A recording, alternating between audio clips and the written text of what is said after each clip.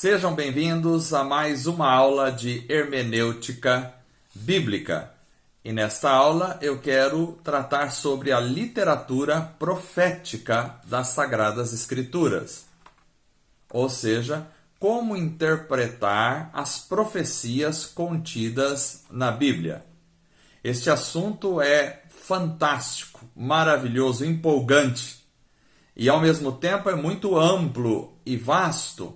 Por isso, com certeza, em uma única aula não daremos conta de todo o conteúdo. Creio que ficaremos aqui de 2 a 3 aulas ou até mais para falar sobre a literatura profética. Mas com certeza valerá a pena, porque é de suma importância aprendermos a interpretar as profecias da Sagrada Escritura. Venham comigo para esta viagem maravilhosa, a viagem da interpretação das profecias. A questão aqui é a interpretação das profecias bíblicas, ou seja, que estão contidas na Bíblia, não a interpretação das profecias dadas hoje em dia numa igreja local. Quanto a esse assunto das profecias dadas em uma igreja local, eu tenho algumas orientações para passar a vocês. Primeiro, o profeta do Antigo Testamento era muito diferente do profeta de hoje em dia. No Antigo Testamento existia a função profética, ou seja, Deus escolhia certos homens para serem profetas para as nações. Muitas vezes, o rei, quando ia decidir sobre um assunto importante do Estado, consultava o profeta que existia naquela época. Precisamos notar que o Espírito Santo não havia sido derramado sobre todos, como em Atos dos Apóstolos, capítulo 2. Também, naquela época, a Bíblia não estava toda escrita. Então, eles dependiam das porções bíblicas que haviam até o momento e dependiam assim também das orientações dos profetas para saberem a vontade de Deus, o que é muito diferente de nossos dias. Por isso, os profetas do Antigo Testamento, eles poderiam ser consultados, às vezes eram chamados de videntes. O rei, quando queria saber, por exemplo, se ia para a guerra ou não, ele poderia consultar o profeta para saber a vontade de Deus. Temos até o caso do primeiro livro de Samuel, capítulo 9, verso 20, quando Saul perdeu as jumentas de seu pai e foi consultar Samuel. Então nós lemos nesse trecho da Bíblia que Samuel disse a Saul: quanto às jumentas que você perdeu há 3 dias, não se preocupe com elas, já foram encontradas. E a quem pertencerá tudo que é precioso em Israel, senão a você e toda a família de seu pai? Aqui vemos que Samuel dá orientações a Saul a respeito das jumentas que haviam sido perdidas. Ou seja, Saul vai consultar o profeta para saber onde estão as jumentas perdidas.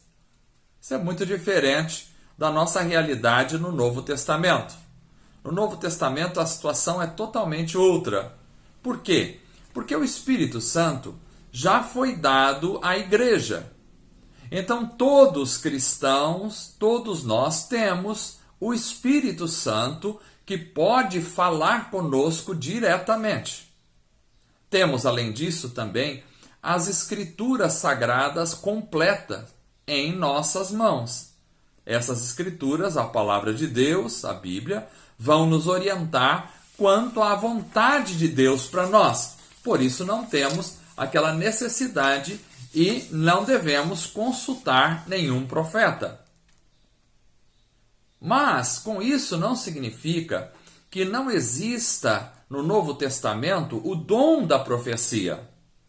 Eu acredito nos dons e na atualidade dos dons, ou seja, os dons são para hoje. Existe sim o dom da profecia, em que Deus pode usar alguém de forma sobrenatural para trazer uma mensagem. Porém, esta mensagem é geralmente trazida na reunião da igreja e muitas vezes para a igreja como um todo. Ainda essa mensagem, que é trazida de forma sobrenatural, ela pode e deve ser julgada pela igreja. Algo que é muito diferente a respeito das profecias que estão já escritas na Bíblia. Nós não temos o direito de julgar a Bíblia, mas temos o direito e o dever de julgar as profecias dadas sobrenaturalmente hoje em dia. Paulo mesmo nos orienta em 1 Coríntios capítulo 14, verso 29, onde ele diz: tratando-se de profetas, falem 2 ou 3, e os outros julguem cuidadosamente o que foi dito. Vejam que Paulo nos ensina a julgar a profecia que foi dita na igreja. Então, nenhum profeta, hoje em dia, pode chantagear ninguém para crer em sua profecia, dizendo: olha, se você não crer naquilo que eu estou falando, virá uma catástrofe sobre a sua vida, vai morrer alguém de sua família. Nenhum profeta tem o direito de falar isso. Aliás, se falar isso, você já pode entender que é um falso profeta. Por quê? Porque a igreja tem o direito de julgar a profecia segundo a palavra de Deus. E julgar é determinar se aquilo vem de Deus ou se não vem de Deus. Aliás, o apóstolo João nos ensina em sua primeira carta de João, capítulo 4, verso 1, dizendo: amados, não creiam em qualquer espírito, mas examinem os espíritos para ver se eles procedem de Deus, porque muitos falsos profetas têm saído pelo mundo. Ora, a Bíblia nos adverte que muitos falsos profetas, desde aquela época de João, têm saído pelo mundo. Então nós precisamos examinar os profetas. Isso nos deve colocar em alerta em relação às profecias. Porém, não devemos, por outro lado, ser extremistas e desprezar todas as profecias que ouvimos. Paulo nos diz em 1 Tessalonicenses, primeira carta do apóstolo Paulo aos Tessalonicenses, capítulo 5, verso 20 e 21. Diz assim: não tratem com desprezo as profecias, mas ponham à prova todas as coisas e fiquem com o que é bom. Vejam, Paulo nos diz para não desprezar as profecias, porém colocar à prova e reter aquilo que é bom. Aquilo que não é bom deve ser descartado. Este é um princípio que deve ser posto em prática, inclusive para a pregação da palavra, que também pode ser analisada como uma profecia, ou pode ser encarada como uma profecia, biblicamente falando. Então, quando alguém prega a palavra, a pregação deve passar pelo crivo da própria Bíblia, ou seja, deve ser analisada e julgada pela igreja e deve-se reter aquilo que é bom. O que não é bom deve-se lançar fora. Podemos ver bem claro o exemplo de um povo que sempre examinava as Escrituras para conferir com aquilo que estava sendo ensinado. Em Atos dos Apóstolos, capítulo 17, verso 11, nós lemos que os cristãos de Bereia eram mais nobres que os tessalonicenses, pois receberam a mensagem com grande interesse, examinando todos os dias as Escrituras para ver se tudo era assim mesmo. Ou seja, os cristãos bereanos tinham a prática de examinar as Escrituras. Precisamos passar tudo pelo crivo da palavra de Deus. Uma observação importante é que a experiência nos mostra que Deus parece não ficar dando profecias todas as horas. Ou seja, a profecia é uma exceção na igreja e não a regra. Temos a Bíblia e o Espírito Santo para recorrer quando queremos saber a palavra ou quando queremos saber a vontade de Deus.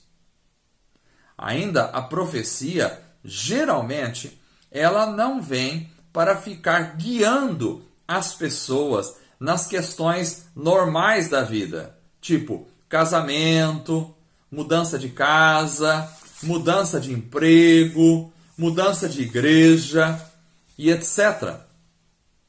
A função da profecia não é ficar guiando as pessoas nesses aspectos. É claro que o Espírito Santo é livre para falar o que quiser conosco, mas temos também a consciência dada por Deus, temos o Espírito Santo, temos a palavra de Deus e a sabedoria da palavra para nos orientar a tomar decisões. Não espere que Deus vá falar em profecia para você, por exemplo, deixar uma igreja que está pregando heresias, uma vez que você deve ter discernimento suficiente da palavra para detectar a comida estragada e assim sair daquela situação. Muitas pessoas ficam esperando que haja uma profecia sobrenatural para ela tomar alguma decisão que a própria consciência formada pela palavra e a graça de Deus e a sabedoria dada pelo Espírito Santo já deveriam ser suficientes para indicar o caminho para quem quer tomar certas decisões.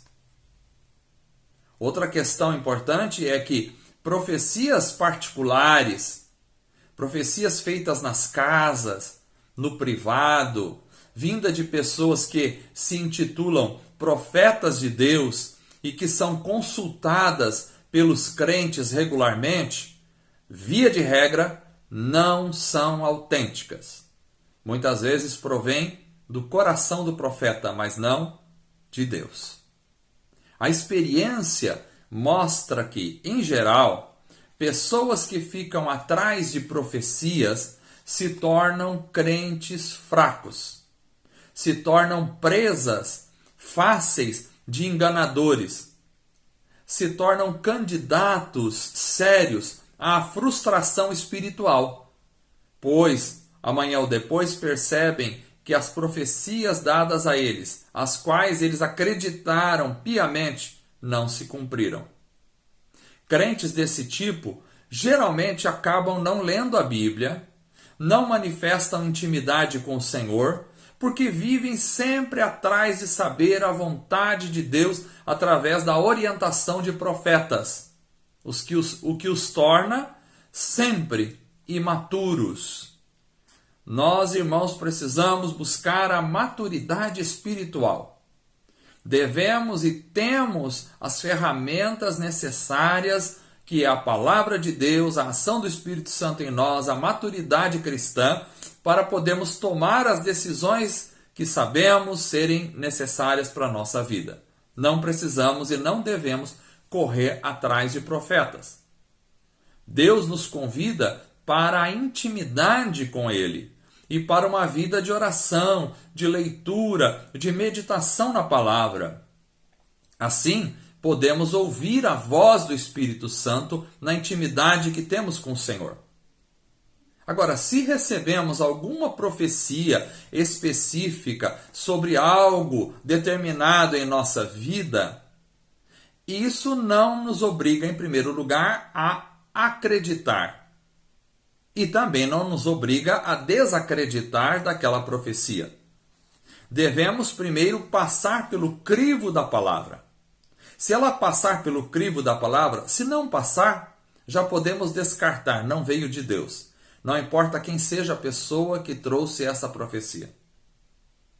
Por outro lado, se ela passa pelo crivo da palavra de Deus, ainda assim não é uma garantia de que veio de Deus. Devemos e precisamos aguardar o cumprimento dessa profecia. Por isso, a minha orientação é que não devemos tomar nenhuma decisão séria baseada em uma profecia. Se Deus quer que você tome alguma decisão séria, com certeza vai confirmar isso com ou várias profecias de formas variadas. Mas nós não temos a obrigação de acreditar em toda profecia que vem sobre nós. devemos cumprir o que a palavra nos diz: julgai entre vós as profecias. Então, aquilo que Deus fala sempre se cumpre. E se Deus falou alguma coisa para a sua vida, com certeza ela vai se cumprir. Não se preocupe. Bem, ainda nem começamos a entrar na prática hermenêutica da interpretação das profecias da palavra de Deus. Mas isso vai ficar para a próxima aula, porque o tempo já correu. Então, eu espero que vocês tenham aprendido um pouco desta aula de hoje. Eu julguei necessário falar isso por causa da muita imaturidade que pode acontecer no meio cristão, e isso pode levar a sérios prejuízos para a vida espiritual das pessoas. Que Deus os abençoe e até a próxima aula, em nome de Jesus.